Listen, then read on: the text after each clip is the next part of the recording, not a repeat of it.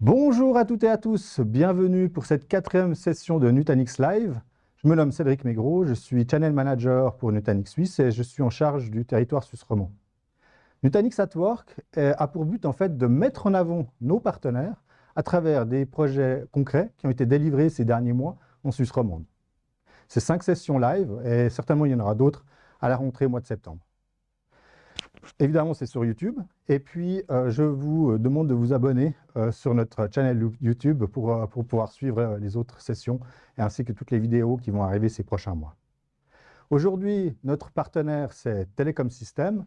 Ils sont partenaires depuis 2017 et ils ont eu l'occasion de délivrer passablement de projets avec nous, et notamment des projets un peu plus évolués comme la thématique d'aujourd'hui, ERA.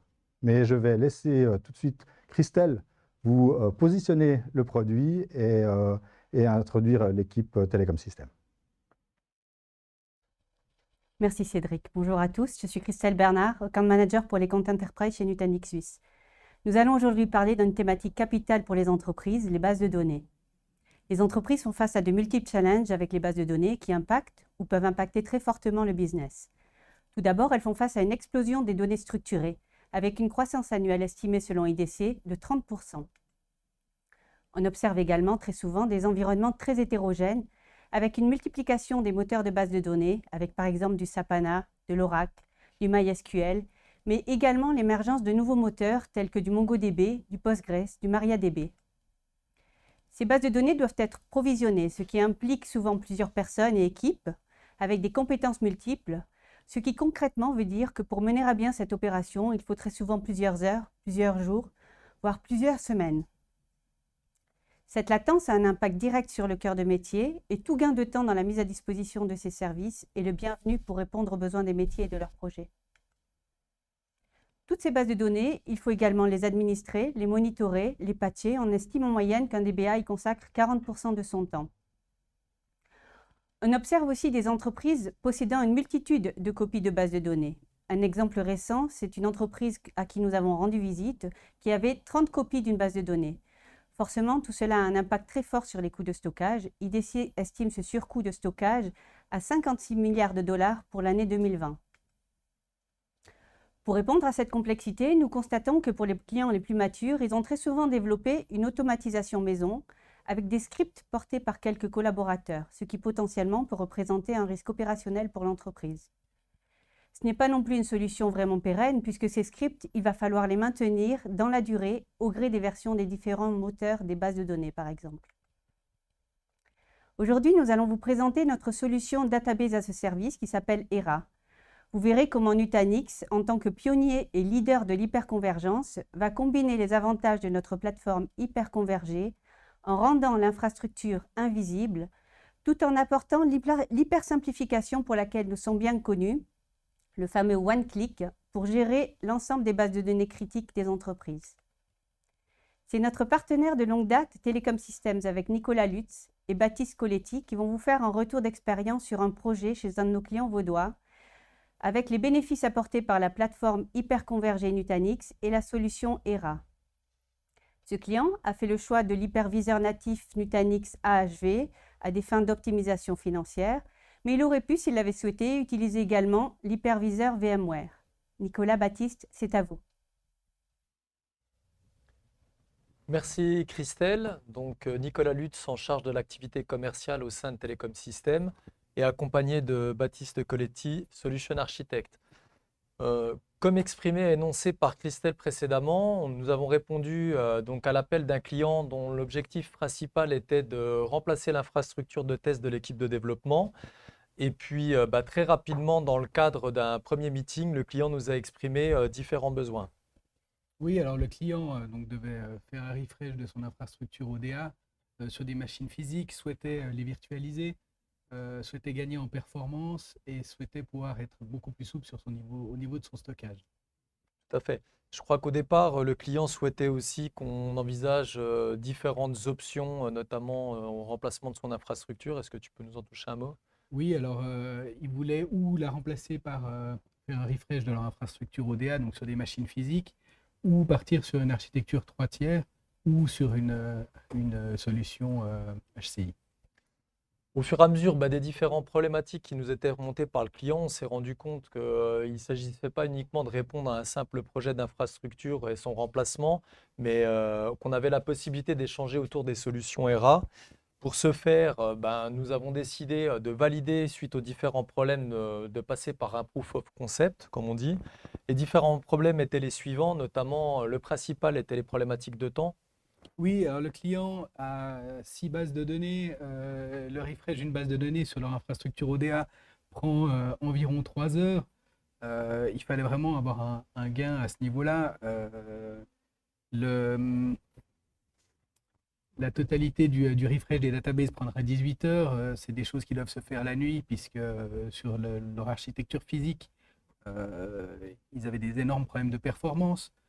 Donc, le positionnement d'ERA a porté d'énormes avantages, puisque le refresh de leur database maintenant prend 15 minutes. On avait notamment évoqué aussi lors de cette entrevue avec le client des problématiques liées au stockage, puisque je crois que les développeurs avaient des bien mauvaises habitudes. Alors, des mauvaises habitudes, oui et non. À chaque modification, ils font des snapshots de leur database. Sur ODA, un snapshot, c'est l'entier de la database qui est sauvegardée. Avec la solution ERA, on utilise le snapshot de la partie AHV, de l'AOS de Nutanix, et une indexation des métadatas. Donc on sauvegarde que les métadatas et leur delta à chaque fois. C'est vrai qu'il convient de rappeler que le projet lui-même n'était pas uniquement le remplacement de l'infrastructure, mais aussi de virtualiser l'infrastructure. Oui, oui, alors ils voulaient vraiment avoir gagné en souplesse et l'avantage de pouvoir utiliser la virtualisation. Merci Baptiste. En termes de performance, je crois que l'équipe commerciale de ce fameux Family Office avait différents problèmes au fur et à mesure de l'année. Oui, alors l'équipe IT, pas commerciale. Oh, oui. Oui, alors leur application principale est une application qui gère les chiffres des différentes bourses dans le monde. Et tous les matins, ils font un refresh des chiffres des bourses asiatiques et américaines. Le problème venait au fur et à mesure de l'année, puisque après 12 mois, on prend les chiffres des 11 mois d'avant qu'on doit compiler pour pouvoir donner des résultats tous les matins à 9 heures. Et l'infrastructure ODA ne leur permettait pas d'avoir ces chiffres dans des temps raisonnables. On avait notamment, lors de cette entrevue avec le client, mentionné des problématiques de patching. Oui, de nouveau, une infrastructure physique. Donc, on doit mettre à jour des firmware, on doit mettre à jour des OS, on doit mettre à jour les bases de données. Ça prend du temps. Il n'y a que l'équipe IT qui peut le faire.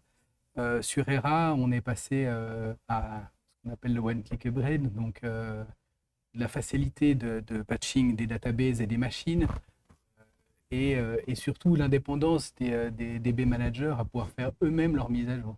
Donc cloner une base, faire une mise à jour, vérifier que ça fonctionne, et ce, en totale indépendance. Ça donne plus de temps à l'équipe IT pour s'occuper d'autres choses. Très bien. Merci déjà pour cette validation. Est-ce que tu peux justement, avant qu'on exprime ce qu'on a fait dans le cadre du Proof of Concept, nous parler un peu de l'architecture qu'on a proposée pour ce client? Oui, alors on a proposé une architecture avec 2 clusters de 4 nœuds. Pour des raisons de licensing Oracle, on a splitté les clusters en 2 parties, 2 nœuds pour le stockage, 2 nœuds pour la partie compute, ce qui fait que le client peut augmenter autant son stockage que son compute indépendamment. Très bien.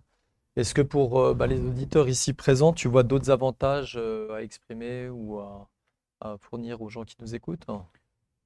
Un des énormes avantages est vraiment la partie sauvegarde et time machine.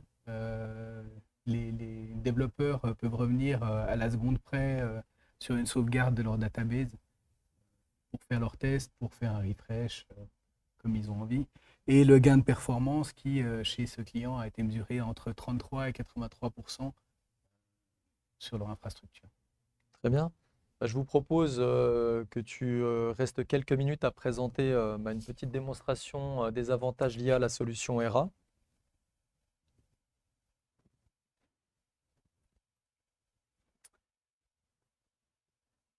Alors tout d'abord, la création ou le provisioning d'une database, il vous suffit d'aller dans les databases, de choisir une source. Vous choisissez quel type de database vous voulez mettre en place. Là, on a pris un MariaDB. On lui donne un petit nom.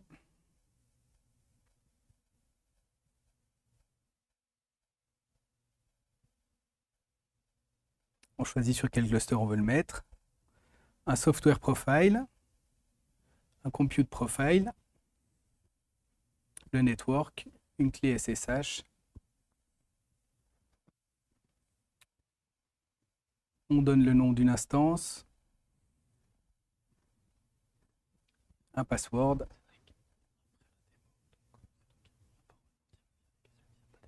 Et le nom de la database initiale.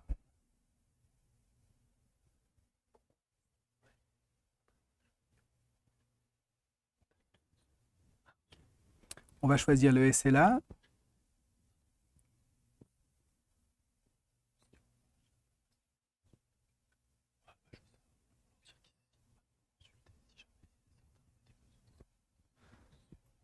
Et le provisioning peut commencer. Regardez dans les opérations.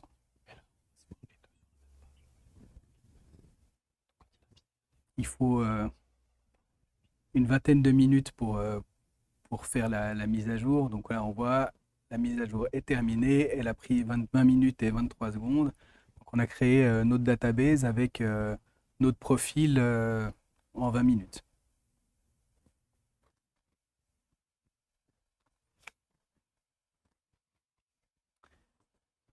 Pour la partie snapshot, de nouveau, on va retourner sur notre base de données.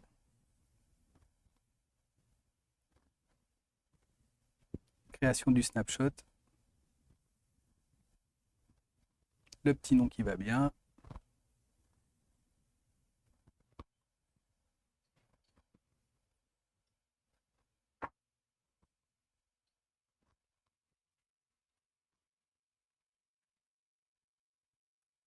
Dans les opérations, en 2 minutes, le snapshot de la database est créé.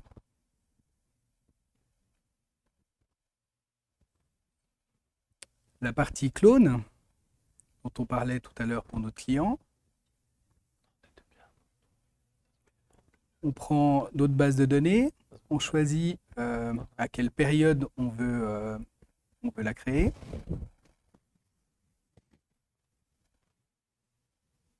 Donc on choisit si on veut le mettre prendre un clone à une heure précise ou partir d'un snapshot qu'on aurait fait. Là, on part d'un snapshot. On choisit de nouveau le compute profile, le network, la clé SSH.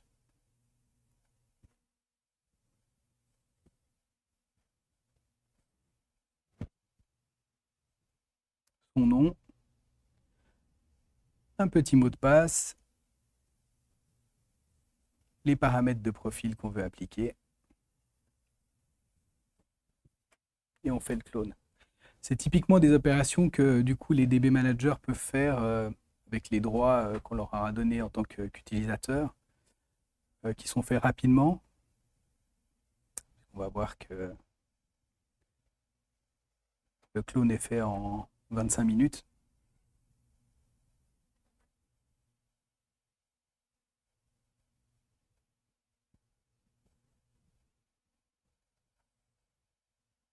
Voilà, et là on retrouve notre clone avec sa SLA.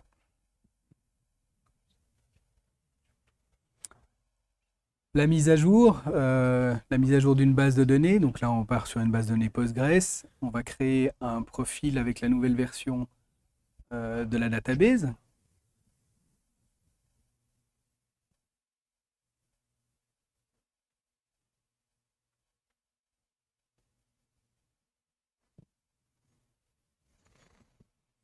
On sélectionne de quelle base on va partir.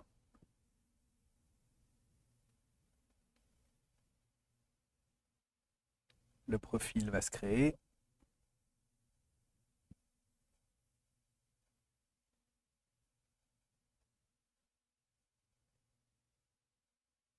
Voilà. Ensuite, on va aller l'appliquer. On prend notre serveur. on voit que on a une mise à jour qui est disponible. On lance la mise à jour. On doit valider par le nom de la database. Et on lance l'update.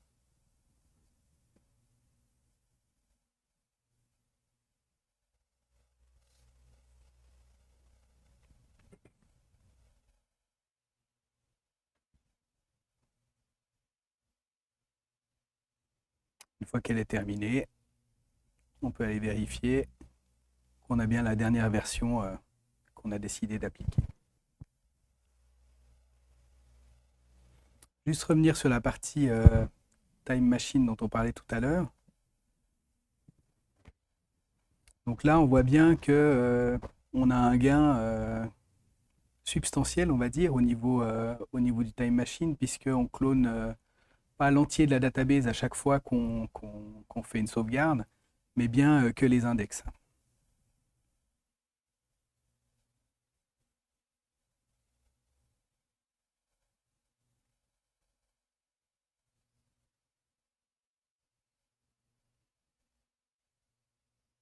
Et on voit cette possibilité de pouvoir revenir dans le temps en fonction des SLA qui sont appliqués comme on a envie. Autant au niveau d'un snapshot, d'un restore ou d'un clone de notre database.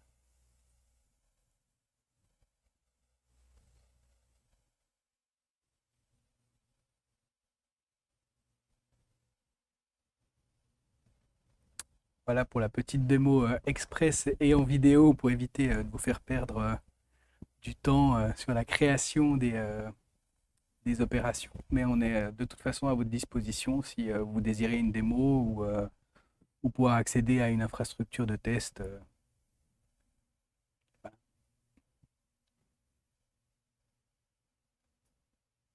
Merci à Nicolas et Baptiste pour cette présentation et cette démo. C'était très intéressant. Nous allons passer au concours. Et c'est une question extrêmement simple. Quelles sont les bases de données qui sont supportées par ERA? Donc, quelles sont les bases de données qui peuvent être managées par ERA? Il y en a, je crois, 5.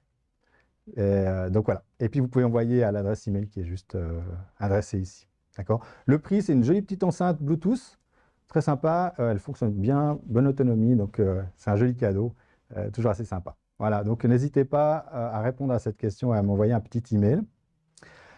Nous avons terminé pour cette 4e session de Nutanix at Work. Donc je remercie de nouveau Nicolas, Baptiste, toute l'équipe de Telecom Systems, mais également mes collègues Nutanix pour avoir participé à cette session et avoir collaboré.